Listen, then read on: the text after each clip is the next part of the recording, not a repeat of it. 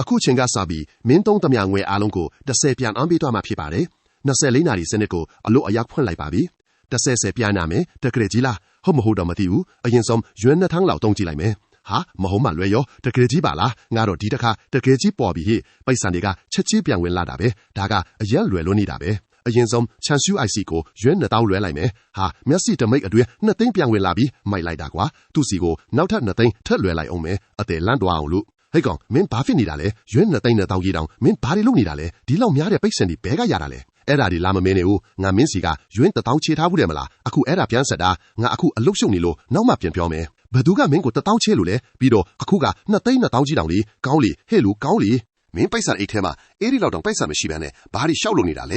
နေုံငါတော့မှအေးစစ်ရှင်းပြမယ်ဒါနဲ့မင်းဘဏ်အကောင့်ထဲမှာယွမ်3သိန်းကျော်ရှိတယ်မဟုတ်လားအဲ့ဒါနဲ့ပဲအရင်ဆက်လိုက်တော့အလားတာမဖြစ်စင်နဲ့ဟုတ်အေးပါငါအရင်ဆုံးအကျွေးတွေအကုန်ဆက်လိုက်မယ်မင်းအားရင်ဖုန်းဆက်လိုက်အောင်ဒါပေမဲ့3မိနစ်တောင်မပြည့်သေးဘူးမင်းဟာပိုက်ဆံအိတ်ထဲကရော credit card ထဲကပါရှိသမျှပိုက်ဆံတွေအကုန်ဆက်ပစ်လိုက်ပြီး2တန်းယွမ်3တန်းပြီးတော့လက်ငင်းငွေသား3တန်းအခုအချိန်မှာတော့မင်းရဲ့ဘဏ်ကတ်ထဲမှာလက်ကျန်ငွေလေး3သိန်း9တန်းယွမ်တောင်ရှိနေပြီမင်းမတငယ်ချင်းစစ်ဆိုလို့တယောက်ပဲရှိတာကြံတဲ့သူတွေကအပေါ်ရန်တွေချီပဲသူတို့ကိုကူညီနေတာကအချင်းဖြုံးနေတာနဲ့အကျူတူပဲအခုလောလောဆယ်ဒီမာတင်ကတ်ချစ်ပြီးသုံးပစ်စရာဘာမှလည်းထူးထူးခြားခြားမရှိတော့ဘူးဒါပေါ့တကယ့်ကိုအစ်စ်မြင်းပြီးဈေးကြီးတဲ့နေရာမျိုးကိုမှတွားရမှာမင်းဟာတက်တွက်မှမပြေဘူးတဲ့အရှင်အဟုန်နဲ့အဆောက်အုံဘော်ကနေဝုန်းခနဲ့ပြေးစင်းလာပြီးတက္ကစီတစ်စီးကိုဖမ်းထားလိုက်တယ်ကားပေါ်ရောက်ကနေဆရာ construction လမ်းပေါ်က Ferrari အယုံပြခန့်ကိုသာအမြင့်ဆုံးမောင်းပိတ်မှာလူချာနာဖြစ်လာပြီဆိုရင်အိမ်နဲ့ကားကတော့အရင်ဆုံးဝယ်ရမှာပဲဒီလိုမျိုးအကြီးအကျယ်တုံးဖြုံးပစ်မှလည်းအကျူးအမြတ်ကပုံမြန်မြန်ပြန်ရမှာလေတက္ကစီစီးနေတဲ့လမ်းမှာတင်မင်းဟာဒိုယွန်းဒိုယူတို့လို live video app တွေကိုအမြန်ဆုံး download ဆွဲလိုက်တော့တယ်ခင်ဗျားကအဲ့ဒီ live လွှင့်နေတဲ့သူတွေကိုစိတ်မဝင်စားတော့ပဲဆက်သွယ်ရေး platform တစ်ခုပေါ်မှာချက်ချင်းပဲငွေ4တန်းအရင်ဖြစ်လိုက်တယ်4တန်းဖြစ်လိုက်တာနဲ့ကြပြိုင်နဲ့40တန်းချက်ချင်းပြန်ဝင်လာတယ်တွန်းစုံမနေပဲချိုးတန်းထပ်ဖြစ်လိုက်ပြန်တော့60တန်းတီတီပြန်ဝင်လာတယ်အခုဆိုခင်ဗျားရဲ့ဘဏ်ကတ်ထဲမှာငွေပေါင်းတန်း9000လေးလာ90တောင်ရှိနေပြီဗျာ platform တစ်ခုထဲမှာအများကြီးထည့်နေရလူတွေတတိထားမိသွားမှဆိုလို့ခင်ဗျားစိုးရိမ်နေတာလားဒါဆိုရင်တော့ရှောက်နဲ့တိုင်က platform လေးပေါ်မှာနောက်ထပ်30တန်းစီထပ်ဖြစ်လိုက်စမ်းတိတ်ကောင်းတယ်တန်းနေရအောင်မြင်သွားပြီကားဆရာကအေးအေးလူလူမောင်းနေတာကိုမြင်တော့ခင်ဗျားကဆရာကြီးကျွန်တော်အခုအရန်လောနေလို့ရှစ်သမျှအရှင်အကုန်တင်ပြီးမောင်းပေးပါအခုပဲဆရာကြီးကို9000လွှဲပေးလိုက်မယ်လို့ပြောလိုက်တယ်အဲ့ဒီမှာတင်ကားဆရာကမြဲမြဲတာဂိုင်းထားတော့ဗျာဒီနေ့တောင်ပေါ်ကနဖျားဆိုတာဘာလဲဆိုတာခမ ्या ကိုပြလိုက်မယ်လို့ပြန်ပြောလိုက်တယ်ချက်ချင်းဆိုသလိုပဲကားအရှင်ကဝုန်းခနဲ့မြင့်တက်သွားတော့တာပဲခမ ्या 9000လွှဲလိုက်တာနဲ့ချက်ချင်းဆိုသလို9000ပြန်ဝဲလာတယ်ဒီလောက်တိုးတောင်းတဲ့အချိန်လေးအတွင်းမှာတင်နာရီဝက်တောင်မပြည့်သေးဘူးမင်းယွမ်တန်300နီးပါအသုံးပြလိုက်ပြီ他们လူတွေတော့ယွမ်တန်300ဆိုတာတသက်လုံးစာအာမခံချက်ပေးနိုင်တဲ့ပမာဏမျိုးပေါ့ဒါပေမဲ့မင်းကတော့အာမရသေးဘူးမင်းရဲ့အယူအမှုအရှိန်အဟုန်နဲ့တင်10မိနစ်အတွင်းမှာပဲ Ferrari အယောင်ပြခန့်ချေကိုရောက်သွားခဲ့တယ်ကားပေါ်ကနေဆင်းပြီးဆိုင်တဲ့ကိုခက်တီတီပဲရှောင်ဝန်းသွားလိုက်တယ်မင်္ဂလာပါရှင် Ferrari အယောင်ပြခန့်ကနေကြိုးဆိုပါတယ်လူကြီးမင်းကြိုတင်ကြည့်ထားတဲ့ကားမျိုးရှိပါသလားရှင်မရှိဘူးဒါပေမဲ့အခုရှိတဲ့ကားတွေအကြောင်းအချင်းချို့ပဲရှင်းပြပေးပါအခုချက်ချင်းကတ်ချစ်ပြီးဝယ်မှာမလို့အယောင်ဝန်ထမ်းမလေးကမင်းရဲ့ဝတ်စုံကိုတစ်ချက်ကြည့်လိုက်တယ်ဒါမှလူတွေဝတ်တဲ့အဝတ်စားလေးပဲလေတစ်ခုလုံးပေါင်မှယွမ်ရာကနန်းတောင်ရှိပါမလားလူကြီးမင်းဒီဘက်ကကားကိုကြည့်လို့ရပါတယ်ရှင်ဒါကတော့ Ferrari 630မိနစ်ပါအခုပေါက်ဈေးကတော့9.8တန်းထည့်ပါတယ်ရှင်အသေးစိတ်တွေရှောက်ရှင်းမပြနေနဲ့တော့ကာကိုတာယူပြီးချစ်လိုက်စမ်းပါပြီးတော့နောက်ထပ်လည်းအများကြီးရှာပေးအောင်ရှိသမျှအကုန်လုံးကိုကတ်ချစ်ပြီးဝယ်ပြမယ်ဒီနေ့ကတော့ငါရဲ့တထေးကြီးဖြစ်ရမယ်အလဲပဲဒါနဲ့ဒီမှာ Ferrari 818ရောရှိလားဤဒီမှာရခင်စားကြောင်းကြီးအဆက်အားဆက်လက်ဘာသာဆိုပေးထားခြင်းဖြစ်ပါသည်ဇလန်အမျိုးသားနှင့်လိုက်ဖက်အောင်ခိုင်မှန်၍ဘာသာပြန်ပေးထားခြင်းဖြစ်ပါသည်အယောင်စာရေးမလေးမှာအန်အတင်လုံးရွယ်ခဏမြစွန့်အပ်သွားသည်မှာတုံတုံကြီးရီဖင့်ပြန်ဖြေလိုက်သည်ရှင်တကယ်ပြောနေတာလားဟင် Ferrari 810နဲ့ Super Fast ကိုပြောတာလားရှင်ဒီမှာတော့818ရှိဆိုတဲ့ model မျိုးမရှိပါဘူးဒါပေမဲ့810နဲ့ကတော့အခုတင်ဝယ်ယူလို့ရနိုင်တဲ့အသစ်ဆက်တစီအယောင်ပြန်ခန့်မှာရှိပါတယ်ရှင်သူမဒီရှေ့ကလူငယ်ကိုမယုံကြည်နိုင်တယ်လို့ကြည်နေမိသည်ဤလူငယ်ကကြည်ရသည်မှာတာမန်ကြောင်းသားတအုပ်နေတူတော်လဲသူဤစကလုံးမြမှာမှုလွန်းစွာရဲတင်လာသည်အေးအဲ့ဒါပဲဖြစ်ပိတ်စာအကုန်ရှင်းမယ်စာရက်စာတန်းဒီအမြန်ဆုံးပြင်လိုက်တော့ငါအချင်းအများကြီးမပေးနိုင်ဘူးသူကလက်ထဲမှာကတ်ကိုပစ်ပေးလိုက်ရင်အေးအေးဆေးဆေးပြောလိုက်သည်ဆိုင်အတွင်းရှိလူအလုံးမှာထူမြင့်ကွင်းကိုကြည့်ပြီးအသက်ရှူဖို့ပင်မေ့လျော့နေကြလေသည်ဟုတ်ကဲ့ပါရှင်ခဏလေးစောင့်ပေးပါအောင်အယောင်စာရေးမလေးမှာကတ်ကိုနှစ်ဖက်ဖြင့်ရိုးရိုးသေးသေးကန်ယူကကောင်းတာဖတ်တော့အပြေးအလွှားသွားတော့သည်ဘင်းနာမှာလူများကတော့ဒီတို့ဝေးဖန်နေကြသည်ဒီကောင်လေးကတကယ်ပဲတထေးကြီးလားဒါမှမဟုတ်ယူနေတာလားကြည့်ရတာတော့တကယ်ဝယ်မဲ့ပုံပဲ Ferrari ဆိုတာတာမန်ပိုက်ဆံရှိုံနဲ့ဝယ်လို့ရတာမဟုတ်ဘူးလေသူကတော့ဘသူ့ကောင်မှဂရုမဆိုင်ပဲလက်ထဲမှာကတ်ချစ်ဂိမ်းကတ်ပြားများကိုသာအာယုံဆိုင်ကတခုပြီးတခုချစ်နေလေတော့တယ်စတာမချက်စတာအကယ်၍တင့်တွင်မူရင်းစာသား original test ရှိပါကပေးပို့ပေးပါပုံမတိကျသောဘာသာပြန်မှုကိုဆောင်ရွက်ပေးပါမည်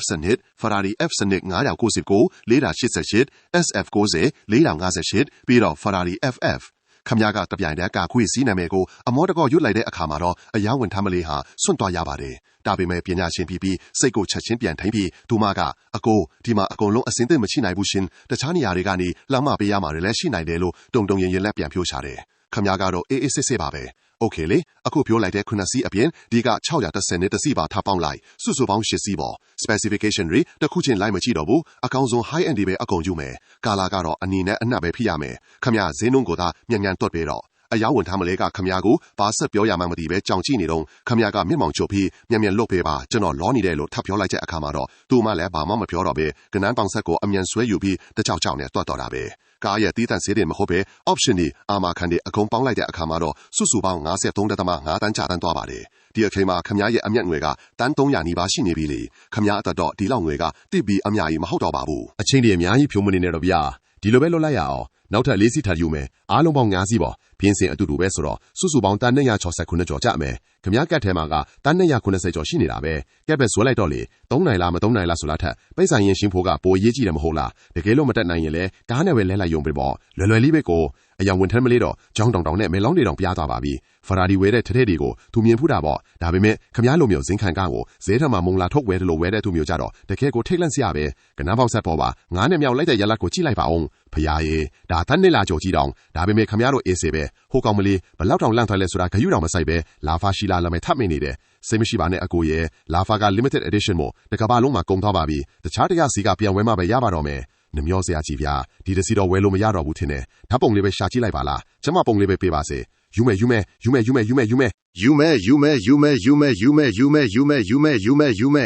တစ်ချက်ဘန်ကကိုချစ်လိုက်တဲ့အတန်းနဲ့အတူငွေပေးချေမှုအောင်မြင်သွားပြီဆိုတဲ့အချက်ပေးတန်လေးထွက်ပေါ်လာတဲ့အချိန်မှာတော့အယောင်ဝင်ထမ်းမလေးတွေမျက်လုံးတွေကခမည်းစီမှာတင်အရေးပြောကြမတဲ့ဆွဲလန်းသွားကြတော့တာပဲဖရာရီလိုမျိုးဇင်ခံကအယောင်ပြဟာမှာကနေတိုင်းဖောက်သေးဝင်ထို့ဆိုတာတကယ်ကိုခဲရင်တာပါအဲ့ဒါကြောင့်ပဲအားနေတဲ့အယောင်မလေးတွေအားလုံးခမည်းနာကိုဝိုင်းဝိုင်းလည်နေကြပြီးဒီလိုမျိုးတထဲသားလေးနဲ့အနီးကထိတွေ့ခွင့်ရဖို့အလူအယစ조사နေကြတော့တာပေါ့ခမည်းဝတ်ထားတဲ့တာမန်အဝတ်စားတွေကတော့သူတို့မျက်လုံးထဲမှာတော့ low profile ဖြစ်လို့နဲ့တထေးကြီးတယောက်ရဲ့ပြယုံလို့ဖြစ်နေခဲ့ပြီလေဝယ်လိုက်တဲ့ကားနှစ်စီးအတွက်ပိုက်ဆံတွေချစ်ထုတ်လိုက်တာနဲ့တပြိုင်နက် cashback စနစ်အရခမည်းစီကိုငွေတွေချက်ချင်းပြန်ဝယ်လာခဲ့တယ်2ဘီလီယံ690တန်းအရင်ကြာတဲ့ပိုက်ဆံတွေနဲ့ပေါင်းလိုက်ရင်အခုဆိုခမည်းလက်ထဲမှာငွေသားတင်1.9ဘီလီယံနီးပါးရှိနေပြီပေါ့စုစုပေါင်းကားအစီးရဲ့လီးစင်ကစီးချင်းစီအတွက်ခမည်းလက်မှတ်ထိုးနေရတဲ့အချိန်တစ်ချောင်းလုံးအယောင်ဝန်ထမ်းတွေကခမည်းဘေးမှာဝိုင်းရနေကြသလိုမန်နေဂျာကိုယ်တိုင်တောင်ပြတယ်လဲပြေးလာပြီးလက်ဖက်ရည်ငှက်ပြီးဖာရပြီးပြုစုပေးနေလားကို့အဖေရင်းကိုတော့အဲ့လောက်အထိလုပ်ပေးမှာမဟုတ်ဘူးဆရာကျွန်တော်ထပ်ပြီးတတိပေးပါရစေခင်ဗျာဒီကားဒီအားလုံးကိုလျက်ပြောပေးဖို့6လလောက်တော့အချိန်ယူရပါလိမ့်မယ်ဘာလို့လဲဆိုတော့တချို့ကားတွေကိုပြည်တွင်းကတခြားနေရာတွေကနေပြန်မယူရမှာဖြစ်တယ်လို့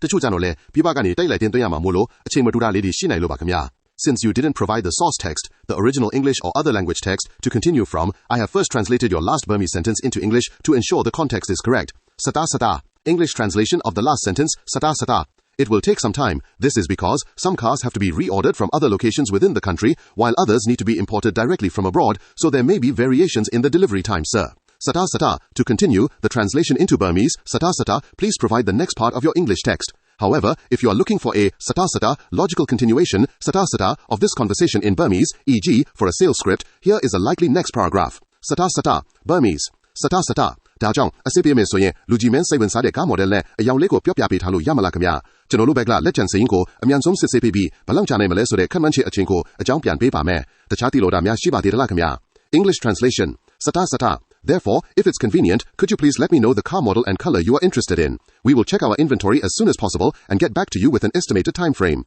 Is there anything else you would like to know, sir? Sata sata. Please paste the next part of your original text if you would like me to continue with a specific translation. ရပါတယ်။ပူစီရောက်တဲ့အခါကျရင်တစ်ခုလောက်ပို့ပေးလိုက်နော်။ကျွန်တော်စောင့်နိုင်ပါတယ်။ဒီစကားကိုကြားလိုက်ရတဲ့အယောင်ဝင်ထမ်းမလေးခင်ဗျာ။တပြင်းတွေတောင်အခါခါခြံနေမိပြီလေ။ဒီတစ်ခေါက်မှာအပိုအော်ဒါနှစ်ခုတောင်ထပ်တိုးသွားတာ။ကော်မရှင်ကဘလောက်တောင်ရမလဲဆိုတာသူမတွေးရဲအောင်ပါပဲ။တကယ်တော့ကော်မရှင်ထက်ဆိုင်ရင်သူ့ရှိကလူငယ်လေးကပို့အရေးကြီးနေတာပါ။တခြားဟာတွေဝေထားအောင်သူ့ရဲ့ချစ်သူတယောက်ဖိတ်ခွင့်ရမယ်ဆိုရင်တောင်သူနည်းနည်းလေးပေးကမ်းလိုက်တာနဲ့တင်တဘဝလုံးကောင်းကောင်းကြီးချမ်းသာသွားနိုင်တယ်လေ။အရင်လိုတာမန်လူတယောက်သာဆိုရင်တော့ဒီလိုအလှလေးတွေနဲ့စကားပြောဖို့စိတ်ဝင်စားမိမှအသေးအချပါပဲ။ဒါပေမဲ့အခုတော့သူ့မှာအချိန်24နာရီပဲရှိတာလေ။တနာရီတောင်ကျော်သွားပြီ။ဒီလောက်တွေ short read နေဖို့သူ့မှာအချိန်မရှိဘူး။ဒီအချိန်မှာပဲအလှပကင်းမျိုးပဲဖြစ်ဖြစ်သူ့ကိုပဲအားကိုးနေရမှာပဲ။ကိုနီးဖုန်းဖီပေးစမ်းပါအောင်စပီကာပါဖြစ်လိုက်။ဟုတ်ကဲ့ပါရှင်။ Hello ရှစ်နာမည်က Mr. Chu လားရှင်။ဟုတ်ပါတယ်ဘယ်သူပါလဲ။မင်္ဂလာပါ Mr. Chu ကျွန်မကတော့စီးပွားရေးဘဏ်ရဲ့ဥက္ကဋ္ဌကြောက်ချမ်းပါရှင်ရဲ့အကောင့်ထဲကိုအခုလေးတင်ငွေနဲ့6ဘီလီယံလောက်လွှဲဝင်လာလို့ပါရှင်ကိုကျမတို့ဘဏ်ရဲ့ VIP customer အဖြစ်ဖိတ်ခေါ်ခွင့်ရတာကျမတို့ကုမ္ပဏီအနေနဲ့အရန်ကိုဂုဏ်ယူမိပါတယ်ရှင်1.6ဘီလီယံကြီးတောင်လားဒီကင်းကနန်းကိုကြားလိုက်ရတဲ့အယောင်ဝန်ထမ်းမလိခင်ဗျာအသက်တောင်ဝအောင်မရှူနိုင်တော့ပါဘူး